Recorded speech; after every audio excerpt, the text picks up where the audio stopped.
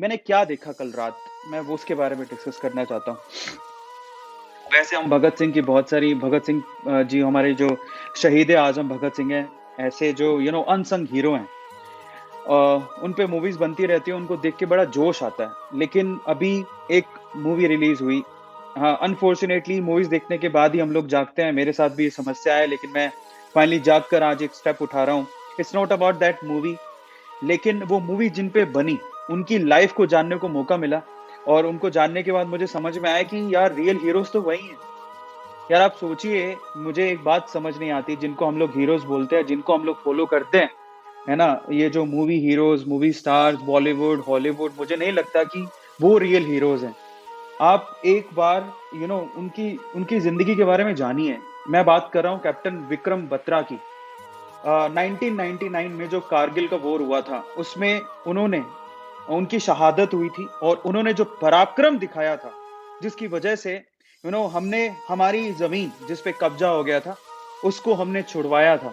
देखिए, वो क्या था, क्यों था, उसके बारे में बात ना करके, उस शूरवीर के बारे में बात करनी बहुत ज़्यादा ज़रूरी है, जिसने इतने बड़े गट्स दिखाए। यार आप सोचिए कि उसको देखने के बाद मुझे समझ में आया, खैर मैं तो मूवी में देख रहा था, लेकिन सच में जो दुश्मन की गोलियों के सामने, उनकी बंदूकों के सामने तन के, सीना तान के खड़े हो जाते हैं, वो है रियल हीरोज़ यार। हम कुछ नहीं है उनके सामने। मतलब कल मैं मूवी देखते हुए थोड़ा इमोशनल हो गया था एंड आई वाज़ लाइक यार क्या है हम? कुछ नहीं है।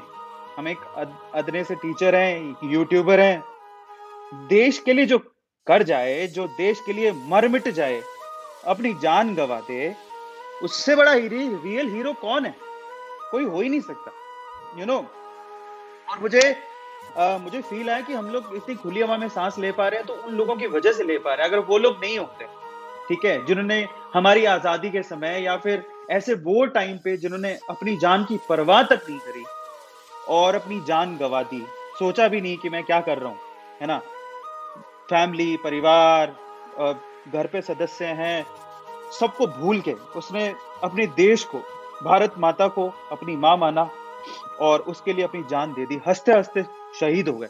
यार, वही तो है रियल हीरो।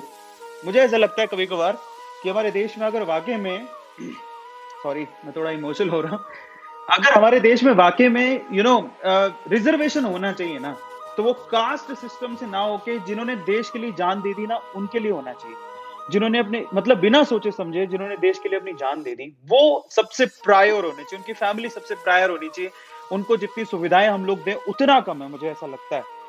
और डॉक्टर विक्रम बत्रा, अगर आपने उनके बारे में नहीं पढ़ा है, मैंने भी नहीं पढ़ा था और मुझे वो उनके ऊपर जो मूवी बनी उसको देखने के बाद मुझे समझ में आया, फिर मैंने पढ़ा और उन्होंने जो पराक्रम दिखाया उसकी वजह से उसको उनको परमवीर चक्र से नवाज़ा गया, बहुत बड़ी बात है।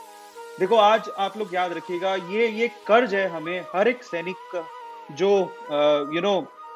बॉर्डर पे हमारे लिए लड़ रहा है, जो वहाँ पर हमारे बॉर्डर की सुरक्षा कर रहा है। ये हम पर उनका एहसान है कि वो अपनी ज़िंदगी दाँव पर लगा के सरहद पे खड़े हैं।